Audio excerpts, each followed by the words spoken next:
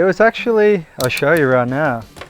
It was this panhead Harley that my mate built me at the start of the year. It's pretty sick. I think the engine's like a 54 and then the frame's a 56.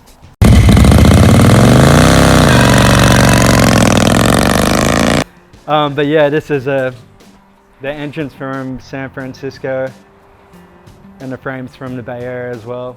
And some pretty sick, some old dude back in the 60s welded on these flames throughout the whole frame. It's pretty nuts. So what does this thing cost you? High 20s or 30s, yeah. Pretty cheap though. Actually, that's my last biggest purchase, the ride-on. So I had one here, but I took it down to Tassie when I moved. And it was half the size of this, which is perfect because she just did the front, the middle bit, the top. 4 days ago, my brother calls me, he's like, yo, I got this killer deal. Do you want to ride on again? I'm like, yeah. Anyway, I just walked in the door before and I got my eyes on this and it's fucking too big to fit on any of the pathways. So I got to spruce it up and sell it. So how much is that? Oh, that was like $1,000. I'm gonna sell it for 4. So we're up here in a loft, which, well, it's bright. I've probably been up here maybe 20 times. It's embarrassing, there's too much shit like this. But this was the first cover I ever got, way back in the day. I think it was from when we won Little Weeds. But yeah, that was fun. So me and Riley Blakeway, Matt O'Brien, and I think that was it. But we got a plane trip to California and went down to Mexico, and we were so young, we just had a hell time. Had no idea what we were doing, but I think we pulled it off maybe. Back in the day at a pro junior in Burleigh, doing the thing I could only do, which was a pop shove it. That's how I pretty much got through my teenage years. Yeah, I was over in France and I was surfing Capricorn, the bunkers there. It's a pretty heavy shore break and I went up to do an air reverse, backside, and I was just fully extended. And yeah, I went up to do the air and I waved him in the back and just pushed him over my front knee. It just felt so bad. It just felt like I sprained it really gnarly, but yeah, I went numb. I went in for 20 minutes, sat on the beach, and then I couldn't feel it, so I went back out and surfed, and I got a pretty cool back big spin that day with no ACL. And then I was kind of laid out for 2 to 3 days. Kind of came good, which they do. I went to Spain, Japan, and then did a bit of filming in Australia. Long story short, I got an MRI in December. And yeah, I had crazy bone bruising, a fractured leg, and no ACL. So I did a doozy. I surfed this little reef in Yallingup, and it's a right hand reef, but I went left, being a goofy footer. And I got some tubes, and that felt insane. I was on a weird Percho duo board, and yeah, felt good to be surfing normally again. We had a bit of a gang up at Uluwatu Surf Villas, and the whole time it was pretty flat. Anyway, this swell popped up and it was pretty big. It was like maxing, don't know what they call it, Ulu's outside corner. And I've been dying to surf that wave my whole life. And I had this board too, which was like a 610 duo with channels. It was all meant to be. So I was like, fuck it, paddle out myself. It took me 10, 20 minutes to get out.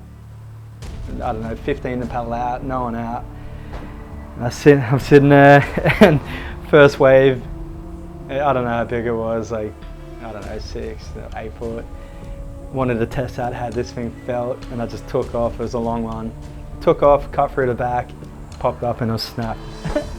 No joke, and I was like, oh my God, it was just such a fucking nightmare. Heartbroken. Maybe 20 minutes ago when I kicked over my panhead. Oh, now you want to cuddle. Come here. Oh. She quick. First and last time I drove across Australia was like 4 weeks ago. enjoyed it so much. I haven't done any traveling in Australia at all. Only done like international stuff, and it's, dude, I'm never leaving. I don't care if the borders don't open internationally. It's sick here. So yeah, pulled this pademelon off the road before someone crashed, which is a small wallaby, if you no one knew. But yeah, I went to grab it, and I saw its stomach moving. And I'm like, oh, you know, thinking it was just fresh. And I touched the pouch, and yeah, this little dude in there was moving. It was tiny. It was like that big. So I ended up throwing the mum into the back of the car with the Joey in the pouch still, running home, starting the fire up so the house was super warm. And then, yeah, I took the mum inside, pulled the Joey out, which was literally this big and pink, like brand new, just like 4 months old. Took the mum outside, and then, yeah, had to sleep with this little thing on my chest all night long until the morning, until the vets opened. Yeah, the last surf trip I did was to the Maldives. I normally do a trip there every year, and that place is insane. You jump aboard my mate's boat and just sail through all the atolls, and ended up getting some pretty interesting waves. Like, for me, that trip's normally like my fun trip.